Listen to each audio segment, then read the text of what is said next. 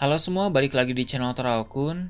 Sebelum pembahasannya dimulai, silahkan klik tombol subscribe dan aktifkan lonceng notifikasinya supaya kalian gak ketinggalan info dan teori terbaru seputar One Piece.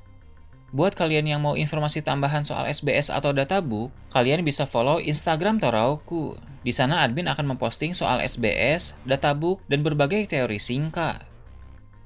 Sekarang lanjut ke pembahasan. Setelah Arc Egghead berakhir, para Gorosei yang telah kembali ke Marijois segera mengumumkan rapat kepada para angkatan laut. Mereka dipanggil untuk membicarakan beberapa hal penting yang akan dilakukan setelah ini. Mulai dari Kong yang merupakan kepala staf pemerintah dunia, Akainu sebagai Fleet Admiral Angkatan Laut saat ini, Garling Vigarland sebagai pemimpin Kesatria Suci, dan juga pemimpin tertinggi dari Cyberpol yang mengepalai CP0 sampai CP9. Gorosei memanggil mereka semua karena ini adalah rapat terpenting yang akan menentukan nasib dunia ke depannya nanti. Namun, Im Sama tetap tidak muncul di hadapan semua orang itu. Dia tetap berada di ruangan bunga dan masih merahasiakan identitasnya. Namun, apa yang dilihat dan didengar oleh para Gorosei bisa dilihat dan didengar juga oleh Im Sama, sehingga Im Sama juga bisa mengetahui apa saja yang dibicarakan oleh mereka di dalam rapat tersebut. Bahkan, jika Im Sama ingin memberikan perintah kepada mereka, dia tinggal melakukan telepati kepada para Gorosei, sehingga para Gorosei lah yang menyampaikan perintah itu dari Im Sama. Saturn yang masih berada di Pulau Egghead pun bisa ikut diskusi dengan mereka semua, karena dia juga terhubung dengan kekuatan telepati. Kizaru yang melihat Saturn berbicara sendiri tidak heran, karena dia sudah tahu bahwa para Gorosei memang memiliki koneksi antar pikiran mereka. Kizaru pun ikut mendengarkan rapat tersebut, namun bukan melalui telepati, melainkan Denden Mushi. Akainu membawa beberapa Denden Mushi ke dalam rapat itu, agar para admiral di berbagai tempat bisa ikut mendengarnya. Para admiral masih berada di tempat yang berbeda. Kizaru masih di Pulau Egghead, Fujitora masih berada di kapal menuju ke suatu tempat dalam misi tertentu, dan Ryokugyu juga sedang menjalankan misi di suatu pulau. Para admiral itu tetap harus mendengarkan rapat tersebut meskipun sedang dalam aktivitas mereka masing-masing, karena admiral merupakan aspek penting di dalam angkatan laut. Gorosei mulai membuka pembicaraan dengan berkata bahwa siaran dari Vegapunk adalah pemicu bahaya besar terhadap pemerintah dunia dan angkatan laut. Dulu, pengumuman Roger soal One Piece sebelum dieksekusi memang membangkitkan semangat orang-orang untuk mencari One Piece. Namun, pada saat itu, gelombangnya biasa saja, karena masih banyak juga orang-orang yang tidak tertarik dengan harta legendaris One Piece. Namun, siaran dari Vegapunk ini memberikan dampak yang semakin besar. Dia mengatakan banyak rahasia yang selama ini disimpan oleh pemerintah dunia. Bahkan Vegapunk secara terang-terangan berkata bahwa siapapun yang mendapatkan One Piece, maka nasib dunia bergantung pada orang tersebut. Ini tentu ancaman besar bagi pemerintah dunia yang telah berdiri lebih dari 800 tahun yang lalu. Orang-orang yang ada di rapat itu pun sebenarnya ingin bertanya, apalagi informasi yang disembunyikan oleh pemerintah dunia selama ini. Namun mereka terlalu takut untuk menanyakan hal tersebut. Di tengah-tengah keheningan itu, Akainu berbicara dengan lantang dan bertanya secara tegas apalagi yang disembunyikan oleh pemerintah dunia selama ini. Jika pemerintah dunia masih ingin bekerja sama dengan angkatan laut, maka tak boleh ada lagi hal yang disembunyikan. Perlu kita ingat bahwa Akainu ini memegang keadilan absolut dan sifatnya juga sama seperti Garp. Mereka sama-sama membenci Tenryubito dan terkadang protes terhadap keputusan para Gorosei. Maka Akainu pun tentu tidak ragu untuk bertanya langsung kepada para Gorosei.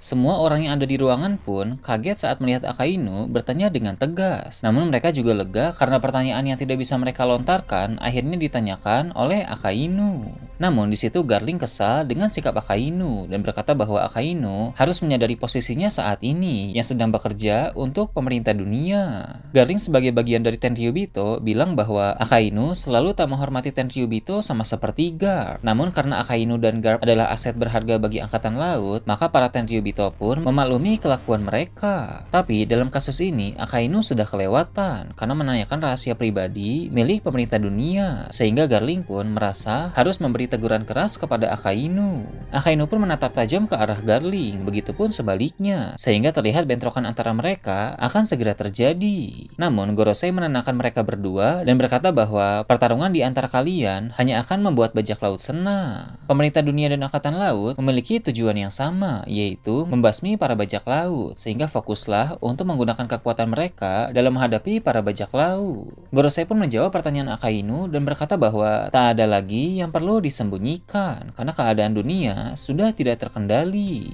Sebelum Gorosei menjawab, mereka bertanya dulu kepada Im Sama, apakah Im Sama mengizinkan para Gorosei untuk menceritakan semua rahasia yang ada. Im Sama pun mengizinkan hal itu daripada kubu mereka saling bentrok satu sama lain. Akhirnya Gorosei pun mulai menceritakan semua rahasia pemerintah dunia, mulai dari sejarah abad kekosongan, cara mereka mendirikan pemerintah dunia, dan juga soal sosok Im Sama yang menjadi pemimpin pemerintah dunia dari balik layar. Semua yang ada di ruangan itu kaget, bahkan Akainu pun menunjukkan ekspresi seperti tidak percaya. Setelah itu, untuk menguatkan semua perkataan Gorosei tadi, Im Sama pun mulai berbicara. Dia berbicara ke dalam pikiran semua orang yang ada di sana, termasuk Akainu. Jadi, Im Sama tidak hanya bisa berbicara di kepala para Gorosei saja, melainkan dia juga bisa berbicara di kepala semua orang yang sedang dia targetkan. Jadi, kemampuan telepati milik Im Sama ini bisa dilakukan kepada siapa saja. Para angkatan laut bertanya-tanya siapa yang sedang berbicara, lalu Im Sama berkata bahwa dia adalah pemimpin tertinggi pemerintah dunia yang tadi disebutkan oleh para Gorosei. Im Sama juga bilang bahwa tujuan mereka sama, yaitu membasmi para bajak laut, dan lebih baik angkatan laut tetap bekerja di bawah pemerintah dunia. Jika angkatan laut berani membelot, maka dia bisa menghancurkan markas angkatan laut kapan saja dia mau.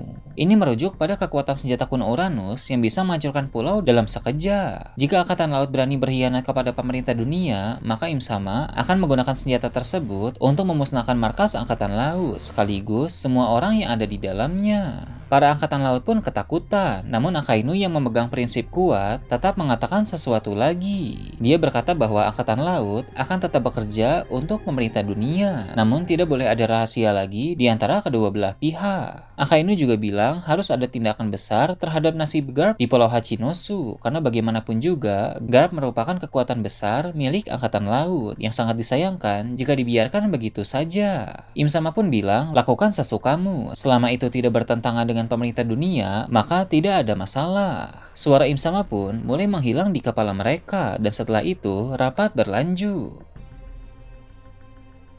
Gorosei berkata bahwa mereka harus fokus kepada para Yonko karena mereka adalah kandidat terkuat yang bisa mendapatkan One Piece. Luffy yang memiliki kekuatan Nika adalah ancaman besar, sehingga bajak laut topi jerami harus diberi fokus lebih. Namun Akainu bilang bajak laut Kurohige juga harus diberi fokus lebih karena mereka sering membuat masalah besar belakangan ini. Terlebih khusus di sana ada Kuzan yang telah mengkhianati angkatan laut. Akainu bilang mereka harus segera mengirim pasukan besar ke Pulau Hachinosu. Bahkan Akainu sendirilah yang akan turun tangan. Dia yakin bahwa Garp masih hidup. Dia hanya ditahan saja di penjara di Pulau Hachinosu. Akainu juga sekalian ingin memberi pelajaran kepada para bajak laut Kurohige, termasuk juga Kuza. Bila kita ingat, dulu juga Akainu pernah ingin menghadapi seluruh bajak laut Kurohige. Hanya saja pada saat itu, bajak laut Kurohige langsung kabur. Nah, sepertinya Akainu ingin menyelesaikan apa yang telah dia mulai dulu. Selain demi Garp, Akainu juga melakukan ini demi seorang gadis angkatan laut muda yang ikut dalam penyerangan di Pulau Hachinosu. Dia adalah Hibari, dan ternyata Hibari adalah anak dari Akainu. Hibari merupakan seorang gadis muda yang menggunakan senapan sebagai senjata. Hibari memiliki cara bicara yang menggunakan dialek Hiroshima. Ternyata, dari sekian banyak karakter One Piece yang telah muncul sampai sekarang ini, selain Hibari, hanya ada satu orang lagi yang juga berbicara memakai dialek Hiroshima. Orang itu adalah Fleet Admiral Akainu. Dengan begitu, ada indikasi bahwa Eiichiro Oda memberi petunjuk bahwa Hibari merupakan putri dari Akainu. Dua karakter yang berbicara dengan dialek yang sama dari banyaknya karakter yang ada, memang menandakan bahwa dua karakter tersebut memiliki keterkaitan satu sama lain.